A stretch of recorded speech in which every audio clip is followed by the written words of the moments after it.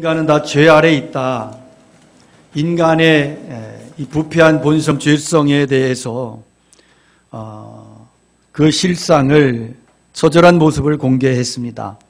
모든 인간이 하나님을 경멸하는 불경의 죄에 빠졌어요. 그래서 하나님은 우리에게 인간의 유기의 형벌을 내리셨고 그 결과 몸과 마음이 전적으로 타락한 상태에 이르렀다고 인간의 문제를 진단합니다.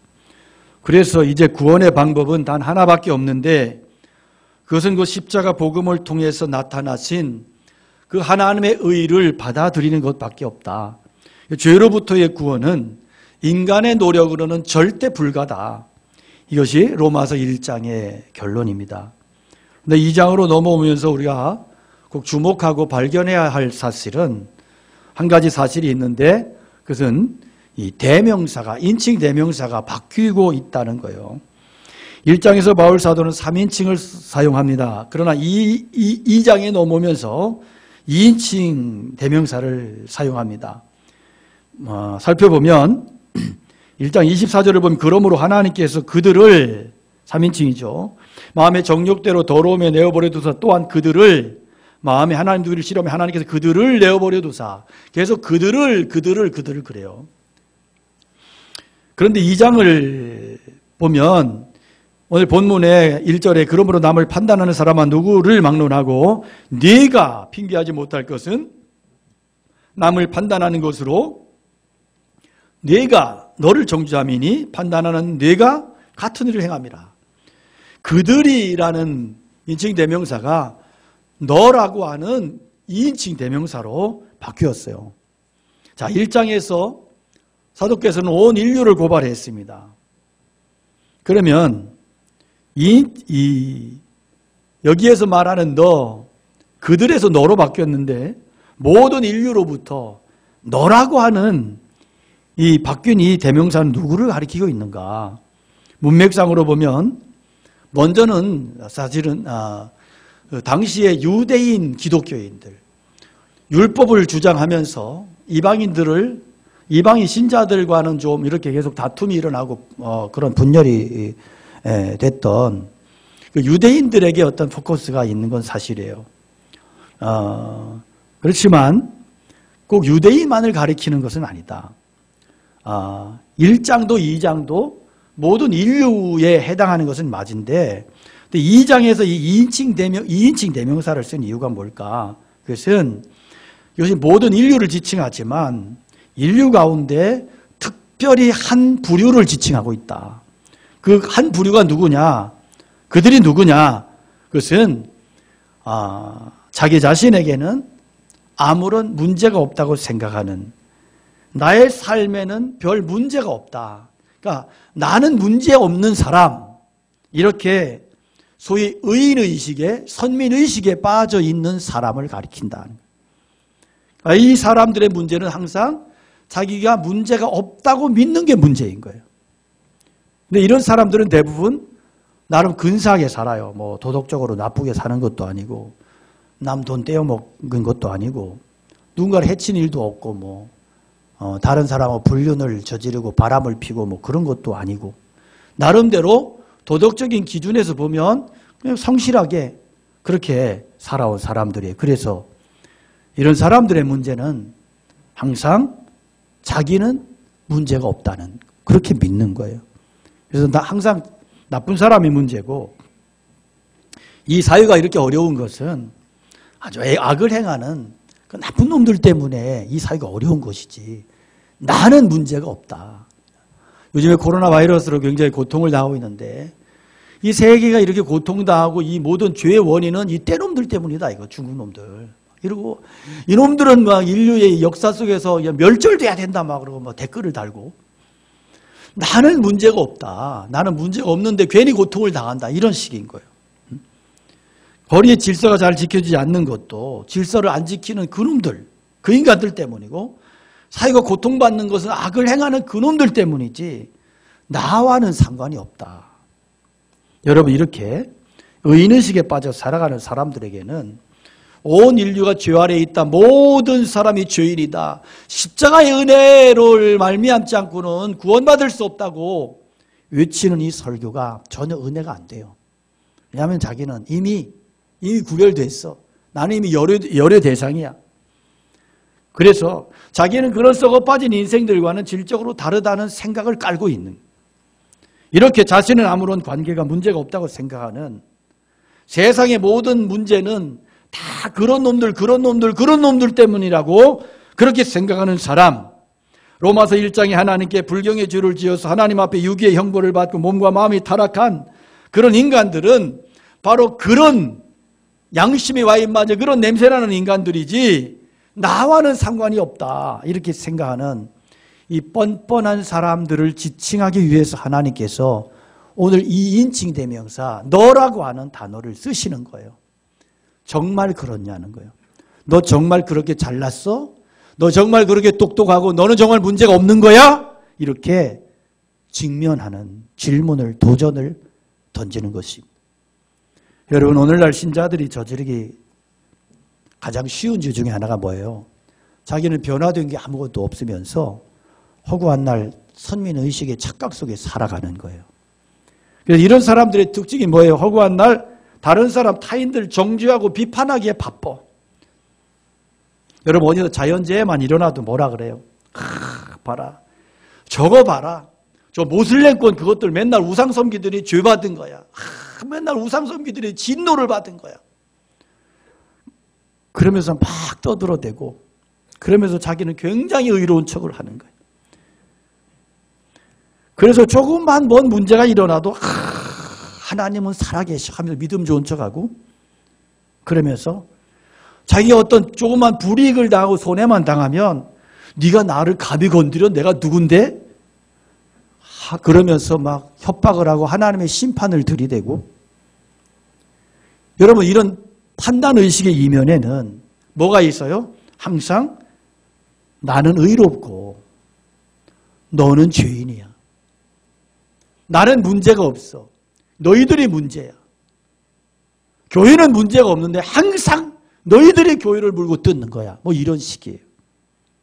로마서 2장의 말씀은 오늘 이 시대로 적용하면 이미 예수 믿고 예수님 믿고 있는 기존 신자들, 오래된 신자들, 중직자들, 그런 성도들의 죄에 대한 고발이라고 할 수 있어요. 먼저는 변화되지도 못하고 선민의식에만 빠져가지고 판단과 정죄만을 일삼고 있는 신앙인들, 그들의 잘못된 모습을 고발하고 있습니다.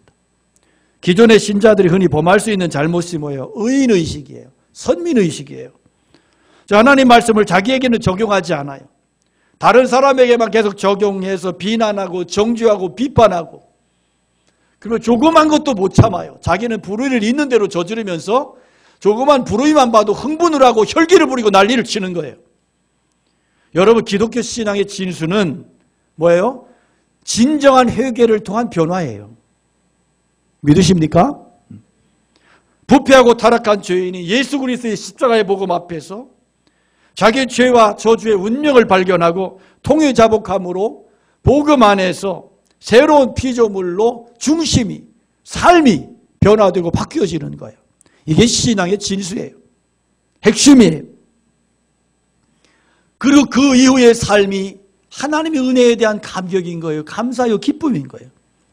십자가가 나의 삶의 중심이 되고 내 마음의 가장 귀한 자리에 예수님을 모시고 살아.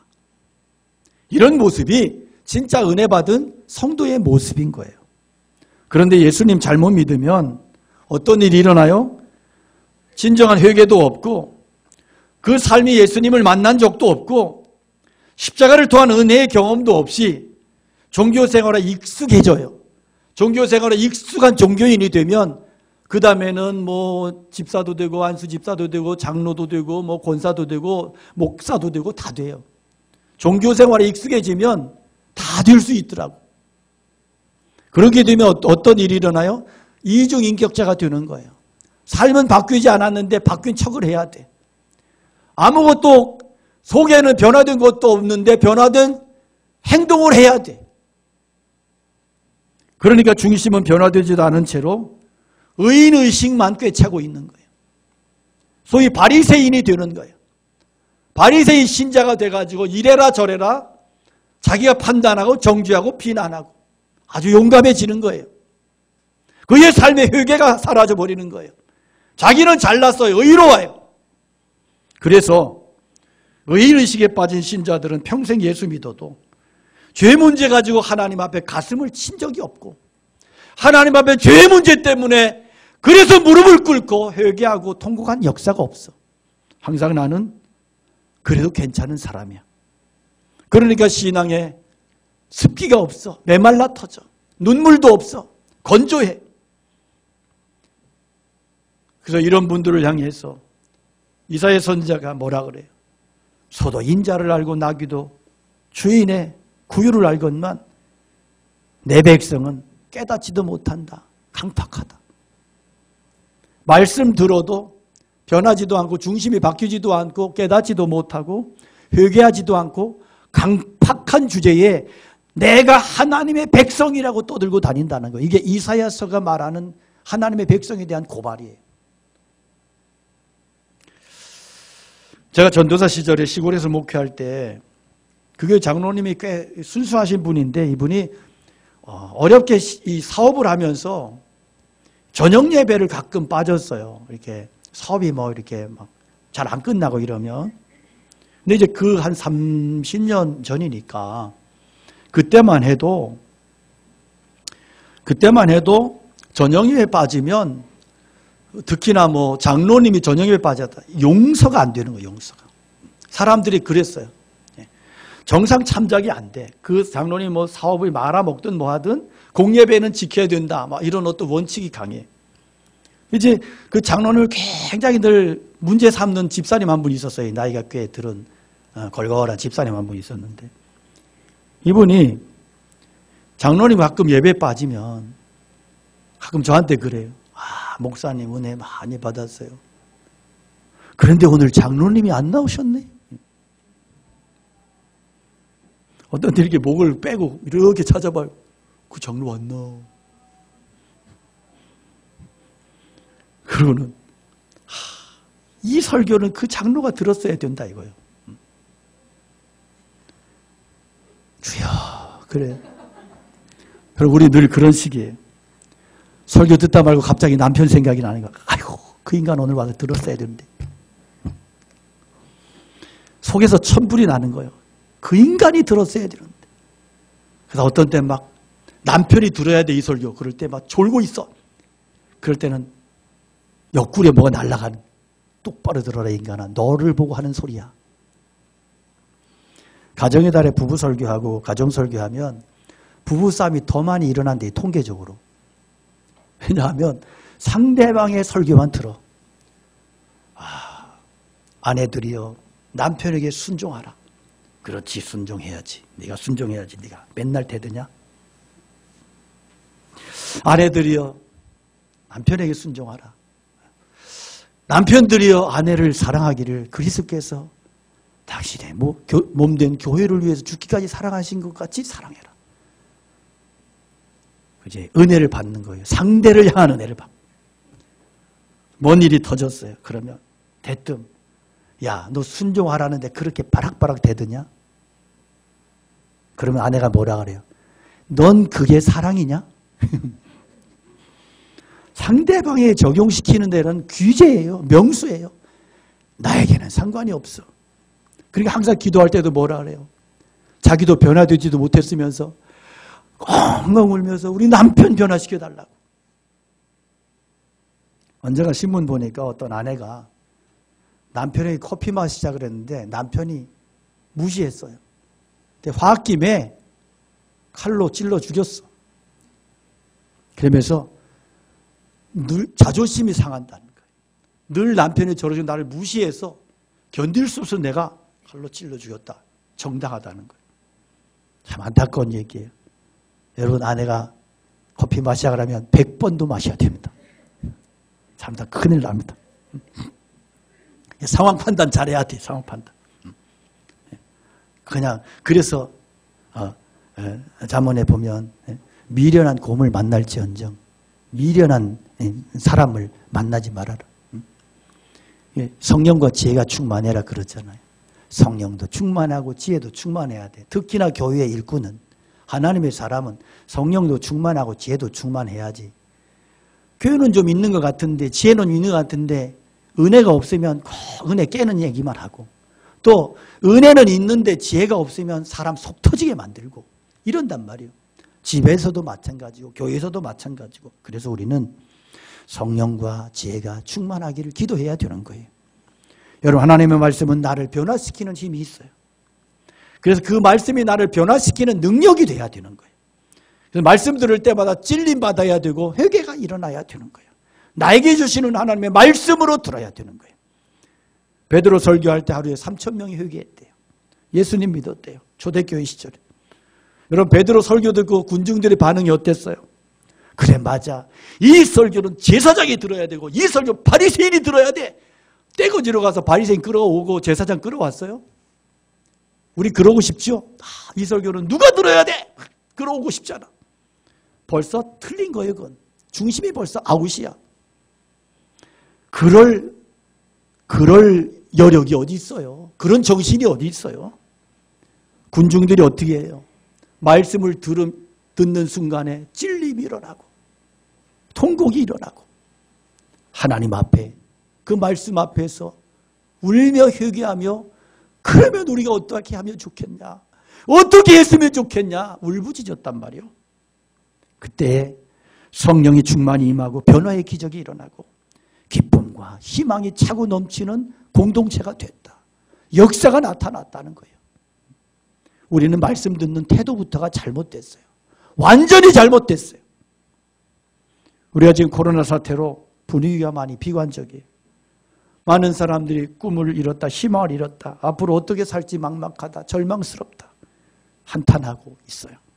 실제 우리의 삶은, 우리의 장래가 그리 밝지 않아요.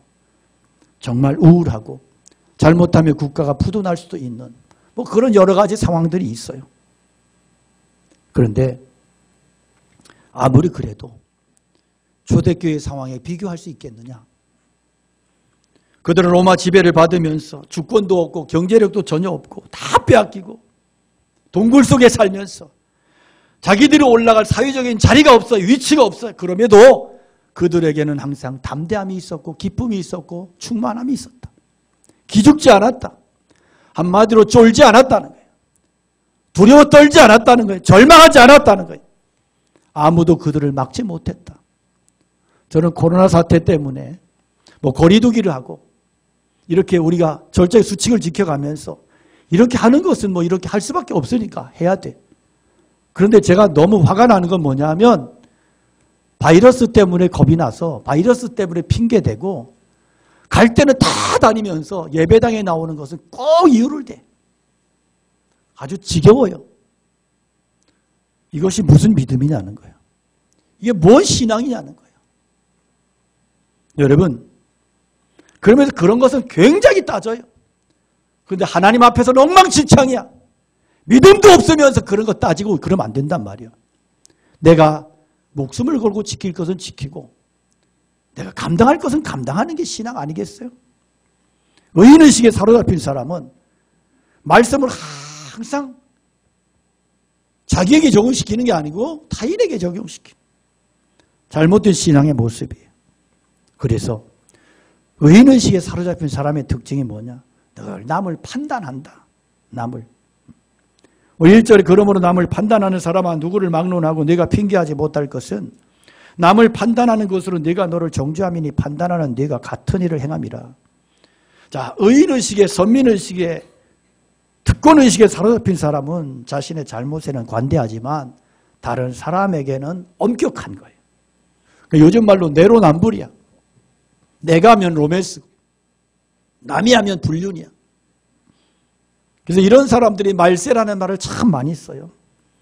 그런데 항상 보면 자기 자신을 보면서 말세라고 이야기하는 사람은 하나도 없어. 다른 사람 보면서 말세래. 목사가 말이지 사랑이 없어서 말세야. 장로가 충성이 없어서 말세야.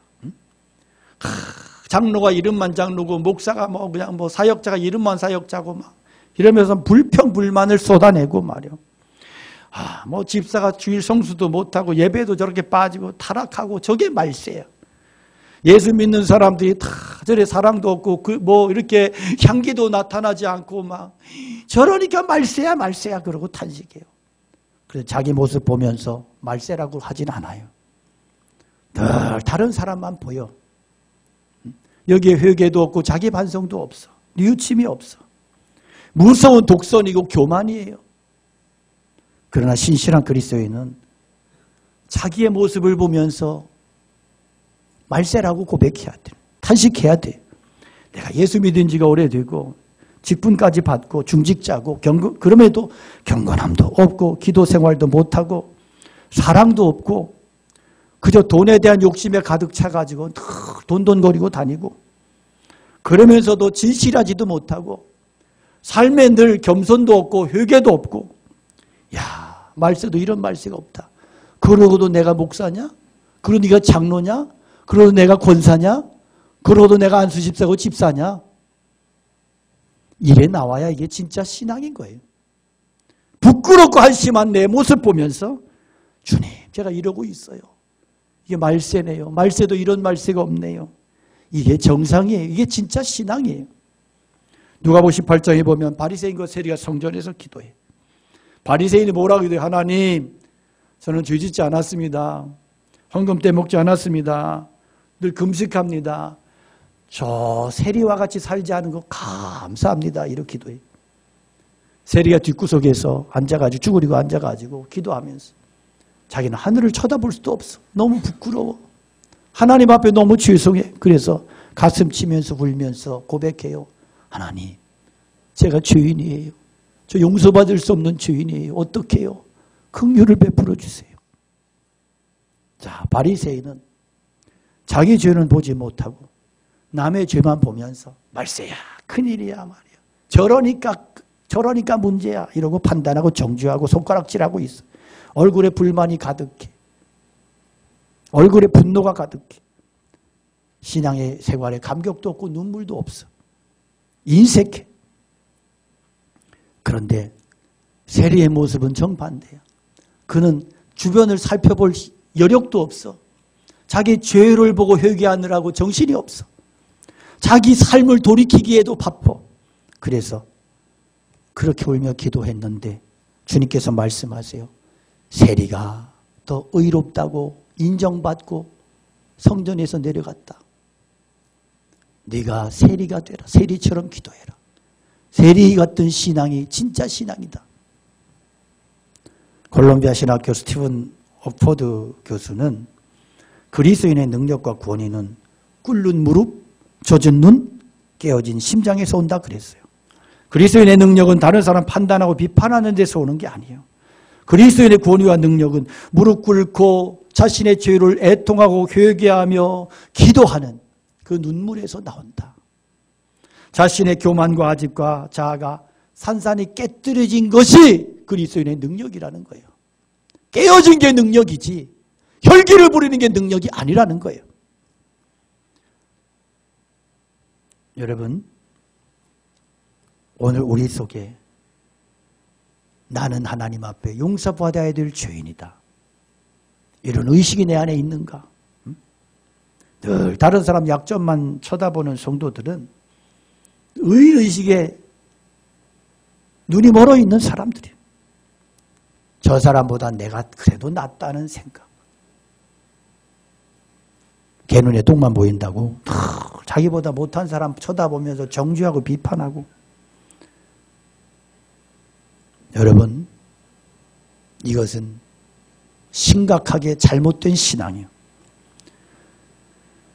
사람들 쳐다보지 말고 주님 쳐다보면서 그렇게 날마다 내 죄를 깨닫고 십자가를 바라보면서 그렇게 겸손히 회개하는 성도들이 꼭 되시기를 축원합니다.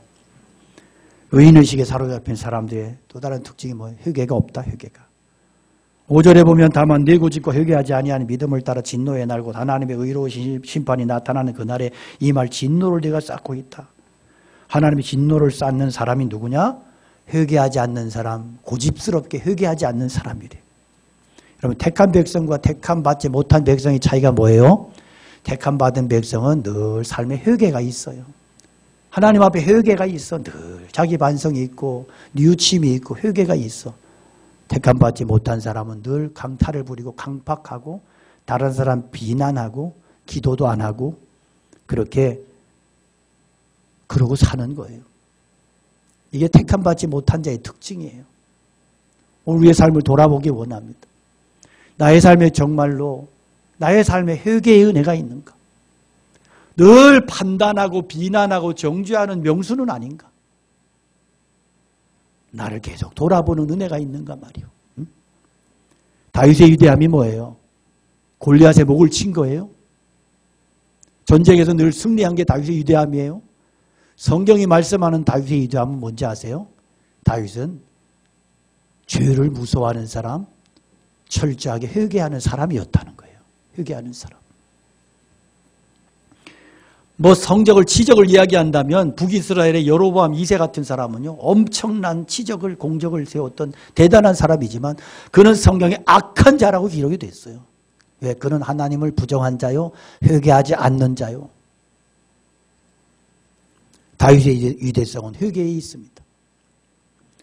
밧세바하고 간통 사건이 있어서 죄를 저질렀어요. 그러면서 숨기기 위해서 또 큰 죄를 저질렀어. 취했던 그 여자의 남편을 전쟁터에 나가 죽게 만들어. 악한 죄를 쳤어. 그런데 이거 누구도 몰라. 하나님 아셨어. 그래서 나단 선지자를 보냈죠. 나단 선지자가 다윗 앞에 가서 무슨 얘기해요? 왕이요. 우리 동네에 있잖아요. 양을 많이 양 100마리 가진 부자가 있는데요. 어느 날 옆에 사람의 한 마리 가진 양을 보고 그 뜸들이더니 그 한 마리 뺏어서 홀랑 뺏어서 잡아먹었어요. 그런 나쁜 놈이 있습니다. 다윗이 분노하지요. 그 놈이 어떤 놈이냐. 당장 그 놈은 오늘 생명이 살아남지 못하리라. 자기가 쳐 죽이겠다는 거지. 그때 나단 선지자가 뭐라 그래요? 네가 그 놈이다. 그런데 그럼 다윗은 뭐가 위대한 거냐? 그 힘도 없는 미약한 선지자가 우리 뭐 선자 그러니까 아마 대단한 것 같지만 당시에 다윗 왕 앞에 있는 선자는 아무것도 아니요. 선지자가 그렇게 자기의 자존심을 깔아뭉개는 죄를 지적할 때 대부분의 사람은 어떻게 했을 것 같아요? 저놈 끌어내라. 처치해라 그러면 그냥 죽는 거예요. 당시에 그 상황이 그래요. 그런데 다윗이 어떻게 해요? 그 이야기를 하나님의 말씀으로 받았어요. 무릎을 꿇어요. 내가 하나님 앞에 범죄했노라. 그리고 회개해요. 이 대목이 정말로 소름이 끼치더라. 소름이. 와, 우리는 서민이고 천민이고 그러니까 잘 몰라. 이해를 못해. 왕이 돼본 적이 없잖아. 절대 권력을 가져본 적이 없잖아. 저 빼고. 그러니까 이 말씀이 잘 은혜가 안 되는 거야. 그런데 절대 권력을 가지던 다윗이 힘없는 선자 앞에서 무릎을 꿇어. 이걸 하나님이 귀히 보시는 거예요. 이게 신앙이라는 거예요. 여러분, 오늘 우리가 이런 이야기를 들으면 나쁜 놈이다. 그럼 나쁜 놈이네. 그런 생각할 수 있는데 다윗이 그 이야기를 듣고 격분하고 격노했던 그 모습이 누구의 모습인지 아세요? 저와 여러분들 모습이에요. 우리 다 그렇게 살고 있는 거예요. 여러분, 예를 듭시다. 고속도로를 한번 운전을 하면서 가면서 여러분 어떤 생각이에요? 나보다 차 빨리 달리는 놈은 다 이놈들 나쁜 놈들이야. 저 미친놈 이제 저렇게 달리다가 사고나 그냥 죽는다 저거. 그러면서 막 그 놈을 정죄하고 가. 앞에 가다 보니까 어떤 인간이 추월 도로에서 100을 놓고 가는 거예요. 거기는 한 100, 한 3, 40 놔줘야 되는 기본. 그러면 좀 멍청한 것이 저것이 운전도 못하면 이렇게 늦게 간다고 욕을 해대요. 누구가 기준이에요? 내 기준이에요. 내 기준을 따라서 빨리 간다고 격노하고 늦게 간다고 천불이나. 언제가 감옥에서요 살인이 일어났는데 강간범들만 이렇게 몰아넣은 방에서 살인이 일어났어. 이유가 뭐냐 하면 아동 성추행범이 하나가 있었어요. 나머지는 다 그냥 강간범이야. 강간범들이 때려 죽였대요. 이 자식아 강간을 해도 어떻게 애를 강간하냐. 이래가지고 자기들은 의로운 강간범, 이놈은 불의한 강간범이야. 우리가 여러분 이 모양 이 꼴로 살고 있는 거 아세요? 아주 의인인 척 기고만장을 떠는 거예요. 여러분 다윗은 그렇게 자기의 주 앞에 처절하게 눈물 부르 기도했는데 우리는 회개는커녕 여전히 진노를 쌓고 있어. 계속해서 판단과 정죄를 더 일삼고 있어. 도둑질도 하면 는다고 판단과 정죄도 하면 할수록 들어요. 그래서 나이가 들면 들수록 더 기고만장해지고 더 해볼 수 없는 죄를 저지르는 거예요. 그러니까 집사의 정죄의식보다 안수집사 권사의 정죄의식이 더 강하고 장로가 더 강하고 더 세고 목사가 더 세고 이럴 수 있는 거예요. 나는 의로운 줄 알아. 여러분 많은 신자들이 적당히 교회 다니고 적당히 예배드리고 신앙생활하면 시간 지나면 저절로 거룩해지는 줄 알아요. 이거 속는 거예요. 마귀에게 속는 거예요. 내 안에 간절함이 없고 삶을 변화시키는 그런 간절함과 처절한 회개와 거룩하게 된 열망이 없다면 여전히 그는 위선자가 될 수밖에 없고 거짓된 가짜 기독교인 신자가 될 수밖에 없어요. 속지 마십시오. 하나님은 너희는 거룩하라 말씀하셨지 교회 예배당에 나와서 깔고 앉아 있으면 저절로 거룩해지리라 말씀하신 적이 없어요. 스스로 속이지 마십시오. 주님이 원하시는 신앙은 남을 향한 비판과 정죄를 거두고 철저히 하나님 앞에 자신의 연약함과 부족함을 죄로 회개하고 변화를 위한 믿음의 싸움을 싸우는 거예요. 중심이 바뀌기 위한 싸움을 싸워내는 거예요. 그 속에서 십자가의 은혜를 철저히 깨닫는 거예요. 자신이 남보다 의롭고 선하다는 교만은 하나님의 구원으로부터 떨어지게 만드는 교만, 원수예요. 십자가의 원수예요. 그것으로는 아무도 십자가 앞으로 가까이 갈 수가 없고 그런 상태로는 아무리 설교를 들어도 복음을 들어도 변화되지 않을 거예요. 안타깝게도 오늘 한국교회는 보수와 진보가 양극단으로 나누어져 가지고 싸움을 하고 어떤 정치적인 그런 이데올로기 편승해 가지고 서로 정죄하고 그러고 있어요. 기가 막혀요. 그게 신앙인 줄 알아요. 내가 옳다고 생각하면 다 신앙인 거예요. 예수님의 십자가는 온데간데 없고 주님의 정신은 다 팔아먹어버리고 서로를 죽이겠다고 안달이에요.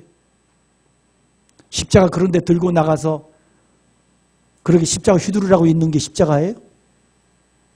기고만장을 떨어요. 이미 꺼진 등불이야. 세상은 등을 돌려버렸는데 그 꺼진 등불을 들고 소리를 쳐요. 누가 듣고 누가 그것 가지고 감동받겠어. 안타깝게도 오늘날 한국교회 신자들의 중심에는 신앙의 본질 십자가가 없어졌어. 힘의 논리, 폭력과 협박의 논리로 전도도 그렇게 하려고 그래요. 예수님의 성품과 가르침과 사명은 외면하고 세속의 영광과 성공과 출세의 열을 올리고 그래서 주님은 중심이 바뀌어지고 십자가를 지고 십자가의 영성으로 가치관이 바뀌고 삶의 중심이 바뀌어지고 바뀌어진 그것이 믿음이라고 말씀하고 있는데 우리는 뭔가 성공이 믿음이고 출세가 믿음이라고 악을 쓰고 있어요. 그러면 그런 사람들 끌어다가 간증시키기 바쁘고 조금이라도 자기가 뭔가 돈을 벌고 뭔가 사업이 성공하고 하면 그것을 가지고 자기가 또 없는 믿음을 있는 척 꾸며가지고 그것을 믿음을 또 자랑하겠다고 안달이야. 그게 주님 자랑이 아니에요. 결국 자기 자랑이지. 제가 여기에 간증자들 안 세우는 이유가 뭔지 아세요? 간증자들이 하나님의 이름 빙자해서 자기 자랑하고 돌아다니는 거예요. 그 꼴 보기 싫어서 제가 안 세우는 거예요. 그런 사람 자꾸 갖다 세우면 더 오지요. 사람들이 왜 안 오겠어요. 그러나 여러분, 가짜 믿음에 속으면 안 돼. 거짓 믿음에 흥분하면 안 돼. 우리는 진짜 예수님 닮아야 되고 진정한 복음에 목숨 걸어야 된단 말이에요. 과연 여러분, 나의 신앙의 중심에 십자가가 있는가? 예수님이 계시는가? 죽어야 될, 매달려야 될 십자가 내팽개치고 상대를 향해서 정죄하고 비난하고 내 판단이 이러면 그것이 다 옳다고 그렇게 삿대질을 하고 내 혈기와 기질을 신앙의 의로 합리화시켜가지고 그래서 그 혈기를 자기가 의롭다는 포장을 하고 이런 말도 안 되는 짓들이 교회 속에서도 버젓이 행해지고 있는 이러한 모습들. 이런 모습들이 세상에는 어떻게 비춰질까, 여러분? 여러분, 나의 선이 뭐예요? 나의 잘난 의라는 게 도대체 뭐예요? 이거 내려놓으셔야 돼요. 쳐 죽일 놈은 저 사람이 아니고 나라는 거 하셔야 돼요. 인정하셔야 돼요. 깨끗이 포기하셔야 돼요. 그래서 정말로 내가 앞뒤를 사방을 봐도 정말로 구원받을 수 없는 이 죄인, 하나님 앞에 기도하고 몸부림을 쳐도 그 사소한 습관 하나도 고치지 못하는 이 정말로 혈기와 정말 분노에 찌들어 빠진 이 정말 해볼 수 없는 이 죄인, 이 실존. 그래서 주님 앞에 나는 날마다 십자가에 매달려야 되고 날마다 나는 주님 앞에 울며 통곡하며 회개하며 하나님의 은혜와 긍휼을 구할 수밖에 없는 죄인인 것을 기억하고 하나님 앞에 나의 실존을 고백하며 주님 살려주세요. 나를 변화시켜 주시고 바꾸어 주시고 내게 진정한 믿음을 회복시켜 달라고 기도하고 그렇게 중심의 은혜를 사모하고 십자가를 사모하고 그런 진실한 고백을 가지고 주님 앞에 나갈 때 비로소 피 묻은 주님의 손이 나를 잡아주시고 나를 끌어올리시고 십자가를 보게 만드시고 저 하늘 그 영광스러움을 보게 하셔서 이 땅을 포기하게 하시고 극복하게 하시고 그렇게 해서 나를 하나님의 사람으로 그리스도의 사람으로 바꿔가게 하신, 그래도 나는 남보다 다르다고 남보다 나는 선하다고 잘못된 의인의식 때문에 망하지 않도록 여러분 정말로 기도하셔야 됩니다. 하나님 앞에서 누가 선한 자겠어요?